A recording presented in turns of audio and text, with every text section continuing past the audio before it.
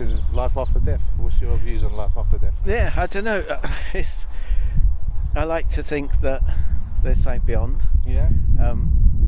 I like to think that it's we come back as other things. But there's on my wife's side they tend to look at butterflies as being somebody that's passed, that's just come to visit for a day. Okay. Yeah. So like reincarnation. Yeah. It helps coping with death to believe. Death on our is a side, tough we've thing. always had the Robin, as being somebody that visits. So there's always been on both sides. Neither of us are religious in that we've ever followed religion. Okay. I asked about religion because I'm dyslexic, sprinkle of Asperger's. It gives me my living, but it also gives me a really nice view on life that's generally different. So as far as the religion bit goes, I'll summarise it, sorry, but it's bubbly mass. Bubbly mass is a pictorial view. He's going to do that throughout, I'm afraid. It's him joining in. Yeah, he's agreeing with me. Yeah. So bubbly mass is a view of a newborn's brain when it's born. So there's nothing going on. It's bubbly mass. Mm-hmm. Okay, it's new. It's just nothing. So the reason I use that is that at 10 hours old, you can easily define the difference between an output and an input. In other words, its reaction to people that visit it will be different to the mother that holds it close, to the nurse that puts it in a cold pan to weigh it. It'll have different outputs, so you can easily see the difference between an input and an output. Then if you go to 10 days old, it's even more refined. So that it's exaggerated. You can definitely notice the child's reactions to an auntie going to again a nurse just coming in to do their job, which might be more bland to it, so it won't have the same reaction. So do you believe there's a creator to all of this? To us being here, children being born into the world? The reason I like that so much is because if you roll it on 10 years, unfortunately you get to the position where you might say to your child, how dare you bite that other child? Whereas ideally you're going to deal with the input, because now you've separated the input to the output, and you're now dealing with the output as a disciplinary manner, as a moral thing, and not dealing with the input as why did you feel that was okay.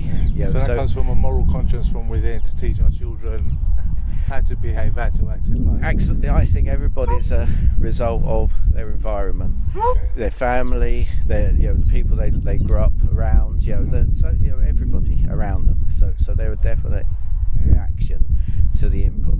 The nice thing about that, it will roll into religion, but the nice thing about that is that it gives you the ultimate ability to be forgiving, which I think is really important to religion, but to existence. So if you walk past somebody living in a doorway, you can't help but, if you believe in that, you have to consider it for a really long time, but if you ultimately believe in that, you can't walk past them and not consider that if your brain was born into theirs at birth and theirs into you, you would be where they are. So in other words, you're no better than them, you're no worse than them. You can literally swap. So that way you're not tied to any colour, any creed, any religion, any kind of background. You know that if I was born as a monk, his brain, I would grow up living their life and they would grow up living mine. So as people, we're ultimately the same. So the reason I like that makes religion make sense to me is that I'm very practical. I don't get spooked in the dark. I believe, I look at it more from I struggled with the ultimate understanding that you just had to believe. I get it, and I believe that I understand what the light is, in that you get the warm feeling and you want to help and I understand the warmth from that. But mine is metaphorical, in that I believe, from as a dyslexic perspective, if you was to try and write a book about generally front lobal thinking, what makes us different to other people, what makes us have compassion and empathy and wanting to get on with other people, but it also gives us the ability to hate, to hunt for the fun of it, etc.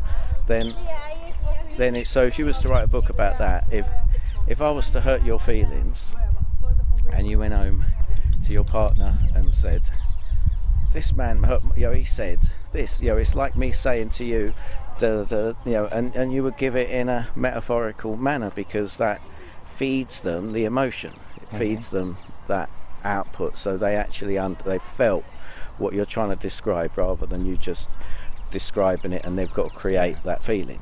So if you was to write a book metaphorically, and this is probably the first point you would understand where I'm coming from, is if I said to you nothing had stopped me making a success of my business, I'd move mountains, you wouldn't necessarily send out a search party to find where I've moved mountains from to.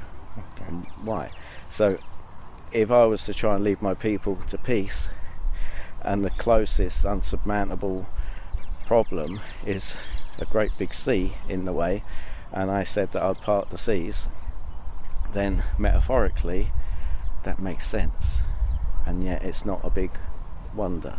So my favourite one, and it relates to pretty much most, I believe that it's a teaching that people should follow. I believe in people wrote it. I believe that it's an overall gift, which does tend to point to one creator, but I don't necessarily believe in one creator. I believe that in evolution. So my favourite one is to walk on water, because in Egyptian times, when they built the pyramids, they used water levels to know what level things are at, so they could get it perfectly flat and square. Well, it's not necessarily to do with square, but if I'm talking to you now and you're slightly in a ditch, so I could be seen as being slightly higher than you, as in I'm talking over you, and if we was to swap places, then I could be seen as looking up to you. So if I wanted to try and give a metaphorical explanation, that I was always brought up to know my place, and I always use that term because most people use it in a completely wrong term, I believe. But I know my place. My place is, I don't look up to anybody, I don't look down on anybody, so my place is amongst the people, so I know my place. So you see yourself as a good person? I do now. Yeah. I struggled with that. I used to believe that I was a bad person trying to be good, because I struggled with what my brain would consider to be okay, thinking, well, that's appalling. So the reason I like walking on water is that it's metaphorically a wonderful way to show that they're trying to describe somebody that is at one with everybody else. They're not higher than them. They're perceived to be the king of all people. How could you not be higher? But they don't want to be higher. In other words, they want to be seen as one of you, as your brother, as your sister, as your aunt. They want to be at one with everybody. So you haven't got to respect them because of their regime. They want to be respected because of their beliefs in life, their humanity. So that, going back to the bubbly mass, if you believe that you're at one with everybody else, you are ultimately forgiving or forgiving, because you know that all you need is to help their situation, deal with the input, instead of locking somebody up in a quiet cell. Still got to be removed from society if their beliefs are wrong and harmful, but change the input so you can let them back into society as a seed that helps put people back on track. If you took somebody from a gang and they was allowed to go back to the gang and say, you shouldn't really take that stuff. That's brilliant. Whereas our system tends to take them away from a gang, release them back into society, and say don't mix with them because you're going to fall down the same hole again. And we want to change that. So that's my relief. That's my belief on the God.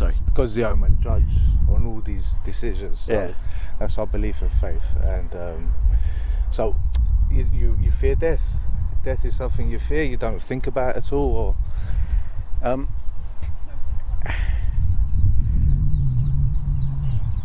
there's a sprinkle of Asperger's. Yeah. It gives you a strength and a weakness. The strength is that you don't tend to suffer fear to the extent that you should do. The weakness is you don't tend to have a full spectrum of emotions. Unfortunately, my mum passed away when I was 18. I hated the world. I joined a bike club, and I rebelled a lot, and used to walk into dire situations where there was a good chance that you wouldn't walk out, and I could walk into them without any fear, not because I didn't care. Well, it wasn't bravery. It was either a lack of understanding of the situation, or a lack of belief of want for myself. I didn't care. I didn't care if I walked away. I didn't care if the main reason I asked you that, mate, because see, we believe there's a heaven and a hell, being a Christian. So the soul eventually is going to depart to some place, whether it be heaven or hell, and God is the ultimate judge of everyone's destination. And death is knocking at everyone's door. It can be any day. We don't know, any time, any moment. We could just, any situation can happen. We could die at any moment. So being a Christian, we're fully ready of this with awareness. So and I've got a very, very good friend, and his belief is I couldn't even tell you, it's more Arabic than it is Christian. So it's more Muslim, maybe. And there's a drive to be good in what you're saying, as in, because there's a consequence if you're not. So your consequence, and possibly all of ours, is that if you're not a good person, you go to hell. So you want to try and be a good person. It's not so drastic, but is drastic, but not as drastic. Okay, well, can I run like a moral test by you? Like, say God, it does exist. I know you believe a bit on the evolution side of things. So there's a creator, and we're going to be accountable for what we do on this planet, and we will be judged one day by him. So, and it could be any time. Death is knocking at everyone's door. We may be judged, but go on. So let's just take this angle. So God's given us all people his moral law, which is called the 10 Commandments. So basically, that's kind of the standard we need to live our lives to be the right article for God, which we can never do anyway, because we're all sinners. In God's eyes, we're all sinners. We can never achieve that great perfection that God's asking for. So can I just ask you a few questions just to test your moral conscience on life? So so have you ever told a lie in your life? Okay, so what would you call someone who tells a lie?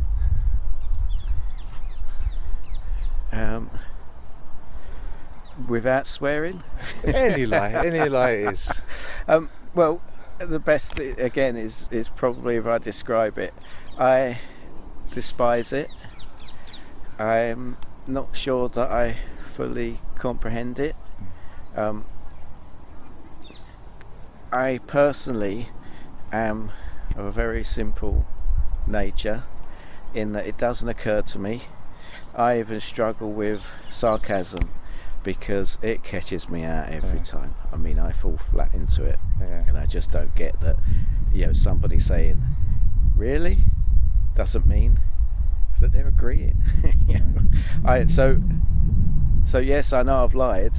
I pay consequences for lying, and that's that I don't forgive myself, and I roll it over and over and over again, and because of that, I'll ultimately try never to lie. And the true test of lying is difficult, though, and is it rolls whether off you our say tongue sometimes, isn't it? Well, the odd lie here and there. See, I think that the planet would be a much better place if nobody lied. Yeah. I find I'm as hard on other people as I am myself, and probably a bit harder on myself, but that's because I tend to try and forgive other people. So lying is the ultimate test of lying, is to tell the truth, whether it's in your benefit or not. And then you're paying life consequences for telling the truth. And personally, I believe that the consequences are worth it, even though they can be absolutely dire to the rest of your existence. If you're true to yourself, you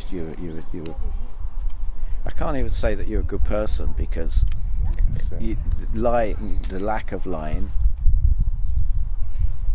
So we all think we're good people. That's the thing. I deal with lots of salespeople. I can't be a salesman because I'm an inventor. I couldn't sell a product in a shop because I couldn't buy a product for £5 and then sell it to you for £10 without feeling that I'm lying. And I know lying's too extreme an angle to take on that. But I know that shops need to make a profit to exist. I know that they need to pay lots of bills. I know that there's margins. I never even knew what that term was, but I know that there's margins that has to be made for a shop to exist. So when you go up, when you're a salesperson, you know what price you've sold it to the shop next door. You know that shopkeeper knows this shopkeeper. You know that there's a chance that he might mention to him what price he bought it at, and yet you know that it's your job, and if you don't perform your job, they're going to give it to the next person that walks in the door, that you're going to try and tell that person that he needs to buy it at a certain price and give him reasons to do so. So now where does the definition of lying come into play? Because you know there's a good chance of getting caught, they're going to talk, you know that you're telling one person one thing, and yet because of the wit of the second person, he might get a better price because he has a greater argument against what your defence for holding your price. So that's the reason I'm an inventor, because I couldn't sell something, and I felt that if I invented something, I added to society, and then my heart was at ease in doing that. So I completely get the answer. We all lie. I do know I've lied, but I do know that my issue with lying partly stems from the Asperger's side and things. Same with anger. It tends to swing too far, but I do. So for me, that's a big question. For most people, you could just answer it offhand, but for me, I struggle with lying, and I find it. Looks like you look hurtful. Deep into yourself a lot of times. Always. Well, look. See, as well as lying, there's many other things that just come naturally to all humans. I mean, even like using God's name in vain, for example, which a lot of people do, just rolls off the top of their tongue, and they're just, you know what I'm saying? OMG, all these kind of words. Yeah. Again, if it was to be held accountable on Judgment Day for these things, that is called blasphemy in God's eyes, and that again is a punishable sentence to death, to eternal hell. But the beautiful thing with Christianity, God paved the way for all, because we're all sinners, we all fall short of God's glory, we're never going to ever make it, and God done a great deed for all us humans. He gave his son on the cross, who died for all people and all sinners, the ultimate sacrifice, so that whoever believes in him will have everlasting life. I mean, we can never make it on our own in this world in that way, because we're never going to make it into heaven with our own the way. Reason I like metaphorically so much is that I never want to knock anybody else's beliefs. Your beliefs is who makes you who you are. So, and I don't want to take that away. I don't want to dim your light. The need, it's not need, the understanding. Once you've seen that belief and you've felt that feeling, you truly want to share that feeling with everybody else. So now you want to, other people that haven't seen it, you want to give them that gift. Give them the good news. You're not charging them, you're not doing, you don't want anything back, you don't want to recruit more people, you want to you want them to be able to step forwards with that carpet under their feet. Door. No one knows when they're going to go. Everyone will be judged. So where I struggle is I feel that, I apologise for this next bit, I'm really sorry. Sometimes when I feel that if Jesus was to revisit, he would weep at what we're doing. And I don't necessarily mean the people that live an extreme life. I unfortunately mean people that are trying to teach his word in a manner that might not necessarily be how he wanted it to be taught. I believe that the goal is the light, is that glow, is the ability to want to coexist and to want other people to gain that feeling. So I believe that if you were standing next to, I tried to summarise how the planet would be saved. And ultimately it comes down to an emotion. If you're standing next to somebody that's all strapped up with a trigger, ready to push a button amongst a whole group of people, his belief, or her, is that they're going to save you from your existence, which is a bad place to be. They don't hate you. They don't hate the people around them. They have a belief that they are going to now take them to a better place. You said earlier about the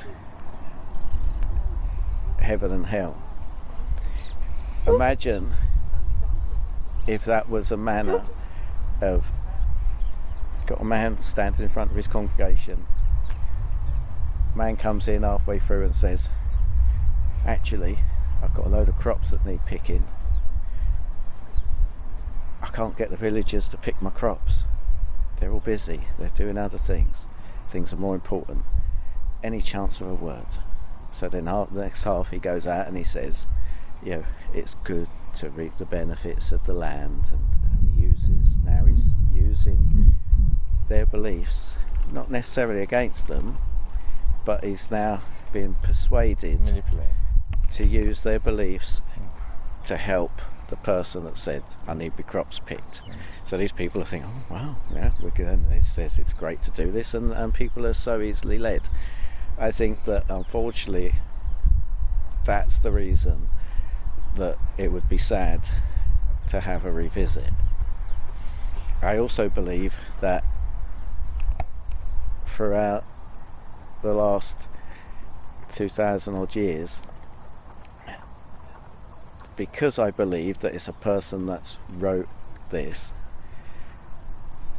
and convinced other people, and a conglomerate of information has created this, and most religions cross over incredibly close to even using the same writers in different places for their information, just that they've decided to read it differently. So I believe that throughout the last 2,000 years, we've been revisited in so many different forms that society wouldn't accept him. So that's why I struggle with such determined beliefs, in that if your true hope is to share that light, which is the emotion that the person pushing the button is feeling, which is the emotion that somebody holding their newborn is feeling, is money doesn't give you that emotion. Money's a very different emotion. Gives you a destiny in life, gives you a goal, gives you ultimately whatever happens, that goal's destiny is that emotion. So when you see pictures of people carrying this basket that's glowing, and they're saying, you can drink from the cup, etc. Metaphorically, I believe that gift, this thing that's so coveted, that's been lost, buried, hidden, people have searched for so many centuries for, is an emotion, and the ability to express to somebody else the want to live in that light. So when people tell me of their specific beliefs, I struggle with the lack of elasticity to encompass their brothers, because everybody has different emotions, everybody has different feelings, everybody, I know the destiny is a particular feeling, but if instead of being so stern that this is the way forwards, that you're going to go to heaven or hell, the other one believes in 7 levels. The dread of that is that if my mum was a particularly good person and I wasn't, and my mum wanted to visit me in the next world, she would have to come down to the level that I reduced the family to. She can't go back up. She has to now her eternity has been reduced. So if you feel that living your life, whether you might go to hell or heaven, is a determined way of making sure you stay on track, consider your family history and dragging everybody else down. Now that is leverage. And I think that's appalling. So, because I don't believe that was what anybody intended, was to drive somebody to be good. I think the intention was to lead people to be good. So I think that there's a bigger scope of understanding. If you look at it as a book, this is a guidance of how you can coexist with other people. Be broad enough to look at other versions of the same writings, other beliefs, not necessarily because of their interpretation or to persuade you of another interpretation, but with a view of broadening the scope for complete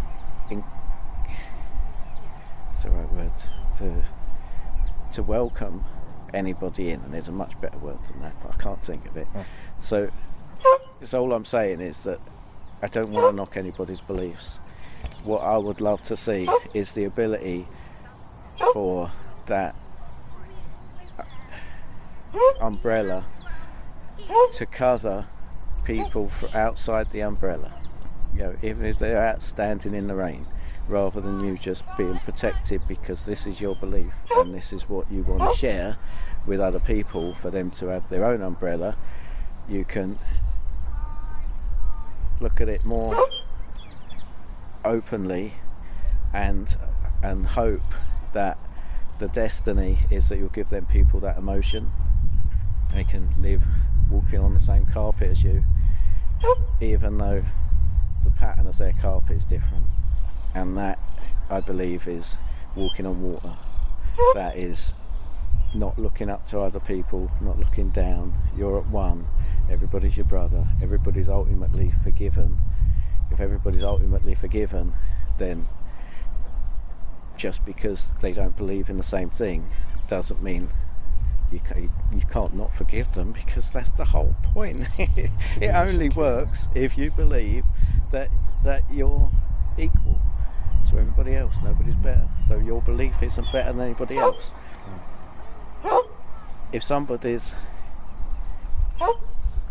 straying, then your job would be to help the input be society for the person be society for the person and bring them into line. They don't necessarily have to believe what you believe, but they can be a good person, and you can still allow them to walk on the same carpet and live that life. Sorry, I've really rabbited on. That's right, sorry. That's right, mate. Well, thank you for your time. You are so welcome. Yeah, thank you for answering our questions. And I'm afraid I didn't answer so many. I tended to talk a bit. That's all right, mate. It's good to get your view on things anyway. Yeah? Okay. Well, thank you very much for that. Lovely. Thank Martin, you. was it? Yeah, Martin. Martin Childy is my name, so if you Google that, then you'll see. Thank you very much, Martin. All the best. Have a good day. Martin, is there anything you'd like to pray about?